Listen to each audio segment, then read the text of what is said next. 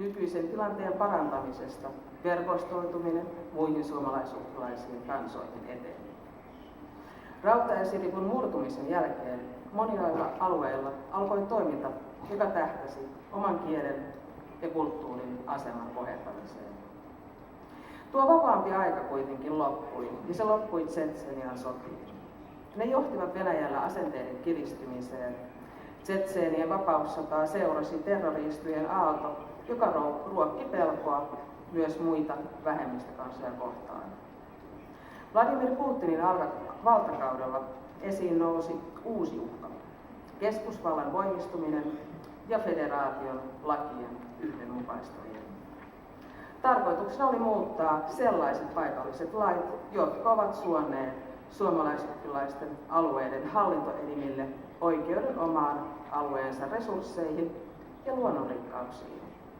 Rahavirrat haluttiin taas saada kulkemaan Moskovaan. Muutospaine kohdistui myös kielilakeihin ja sitä kautta vähemmistökansojen oikeuksien heikkenemiseen. Viimeisten vuosien aikana keskusvalta on edelleen tiukentanut otettaan ja äärinationalismi on vain voimistunut. Suomalais-ugrilaisen kielentutkimuksen professorin Sirkka Saarisen mukaan keskusvallan tehostuminen näkyy myös siinä, ettei suomalais-ugrilaisten oikeuksia oikein uskalleta enää nostaa esiin. Keskustelu on tyhlentynyt. On annettava ymmärtää kaiken olevan hyvin, eikä keskusvallan ratkaisuja kyseenalaisteta. Näin on palattu Neuvostoliiton aikaiseen näytelmään, jossa kansojen ystävyys on esitys. Kansallispukujen käyttö on sallittu, mutta keskustelu ei. Kansallisista kulttuureista hyväksytään vain kulissa, ei sisältöä.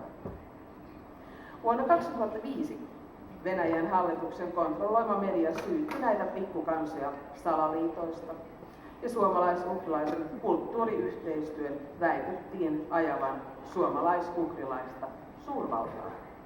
Ajatus, joka naurattaisi, ellei kyseessä olisi Venäjän kaltaisen siirtomaavallan yritys alistaa jo sorrettuja kansoja entisestään.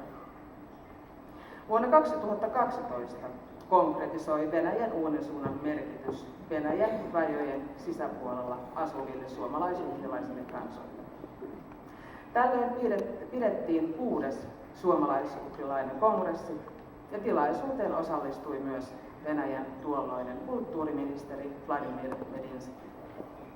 Hän ilmoitti, että suomalais-ugrilainen yhteistyö on venäläisvastaista liikehdintää ja kansainvälisenä yhteistyöfoorumina toimiva kongressi oli kuulemma synnytetty Venäjän sisäisiin asioihin sekaantumiseksi ja venäläisen kulttuurin yhtenäisyyden romuttamiseksi. Ilmoitettuaan nämä asiat kongressissa, kulttuuriministeri siirtyi tilaisuudesta suoraan äärinationalistien muodostaman konservatiivisten patriottien verkon perustamiskokoukseen. Gerho kertoi toimivansa vastavoimana demokratioliikkeen provokaatioille ja kehittelevänsä Venäjälle uutta ideologiaa, jonka yhtenä tavoitteena on Venäjän jälleensyntyminen.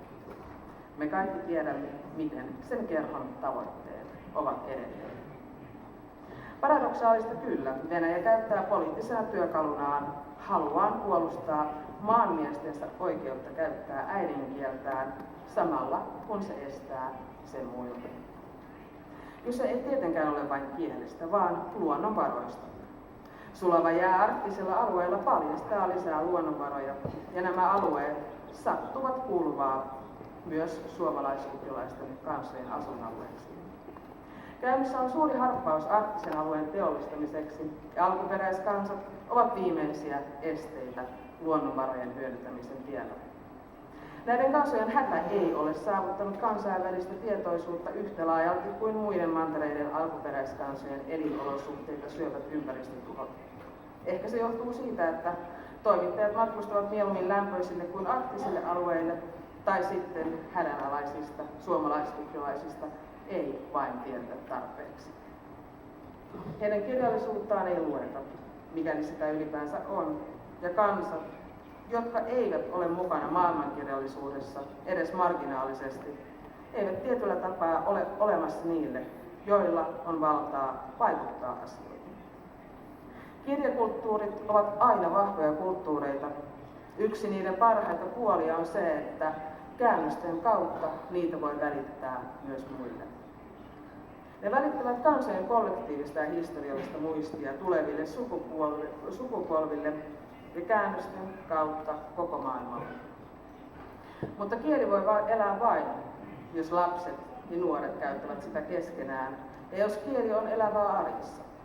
Sellaisesta ympäristöstä syntyy myös kirjailijoita, jotka kykenevät käyttämään tätä kieltä työkalunaan. Siksi opetus ja arkikieli ovat olennaisia elinehtoja pienten kielialueiden kirjallisen kulttuurin kannalta. Ja siksi näiden pienten kielialueiden kielipesätoiminta lastentarhoissa ja kouluissa on Venäjän hallinnon mielessä niin kovin kammottavan vaarallista. Sehän voisi johtaa ennen pitkään siihen, että täällä Frankfurtin kirjamessuilla julkaistaisiin kirjoja lukuisilta eri alkuperäiskansoilta, tarinoita heidän kokemistaan vainoista, heihin kohdistuvasta riistosta, Venäjän monisatavuotisesta siirtymäpolitiikasta. Ehkä heistä tehtäisiin elokuvia, kuten Uuden-Seelannin maoreista tai Yhdysvaltojen alkuperäiskansoista koko maailman katsottaviksi, koska luonnonvarojen riisto voisi sellaisessa tilanteessa vaikeutua. Sellaista ei tule tapahtumaan. Suurten kielialueiden edustajat ovat toisinaan kysyneet minulta, miksi ihmeessä kirjoitan suomeksi, vaikka puhun englantiakin. Kirjoitan suomeksi, koska se on äidinkieleni, ja kiitos kääntäjien se, että edustan pientä kielialuetta ja pieniä alkuperäiskansoja, ei ole ollut este maailmanlaajuisen lukijakunnan saavuttamiselle. Suomen kieli on kirjailijalle kerrassaan verraton, alkusointuineen, loputtomine taivutusmahdollisuuksineen. Sitä paitsi, jos me suomalaiset olisimme jättäneet kielemme ja kirjallisuutemme kehittämisen sikseen, teillä ei ehkä olisi Tolkienin tarua Sormusten herrasta, sillä Tolkien rakasti tätä hassunkurista kieltä, joka loi pohjan Tolkienin suurhaltijakielelle. Ja jos tätä kielien kirjoja ei olisi, kukaan ei kyseenalaistaisi esimerkiksi sitä, ettei pronominien tarvitse kertoa sukupuolta. Suomi ja Viro ovat pärjänneet mainiosti ilman sukupuolta määrittäviä pronomineja, ja sillä on ehkä jotain tekemistä myös tasa-arvotilanteemme kanssa, sillä kieli tuottaa aina todellisuutta. Ja ehkä suomalaiset tunnetaan täsmällisyydestään siksi, että presens ja futuri ovat samoja verbimuotoja.